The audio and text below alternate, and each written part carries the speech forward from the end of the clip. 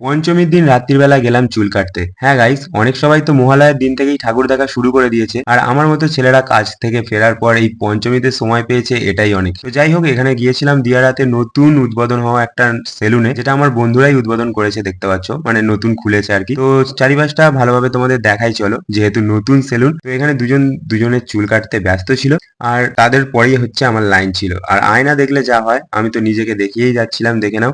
আর চারিপাশটা খুব সুন্দরভাবে সাজানো গোছানো। বেশ কিছুক্ষণ ওয়েট করার পর তারপরে আমার লাইন এসেছিল, আর আমি যাচ্ছিলাম হচ্ছে সোফায় বসতে চুল কাটবো বলে। তো পুজোর আগে নিজেকে সাজিয়ে তোলার জন্য তোমরাও যেতে পারো এই নতুন উদ্বোধন হওয়া সেলুনে, যেটার নামটা তোমাদের দেখিয়ে দিলাম বোর্ডে। আর এখানে আমি চুল কাটতে বসে গেছি। তারপরে ভাই আমার চুল কাটছিল দেখো, আর আরেক ভাই হচ্ছে আমার ভিডিও করে দিচ্ছিল। আর এখানে আমি চুল কাটতে বসে পড়েছি। বেশিরভাগটাই হচ্ছে মেশিনে কেটেছিল। ঘড়ির কাঁটায় তখন বেজে গিয়েছিল রাত 11টা প্রায়। তো আমি ছিলাম লাস্ট কাস্টমার, আর তারপরে সেরকম কেউ আসেনি। আর এখানে আমার আস্তে আস্তেই চুল কাটছিল, যার জন্য সময়টা লাগছিল আর একটু বেশি।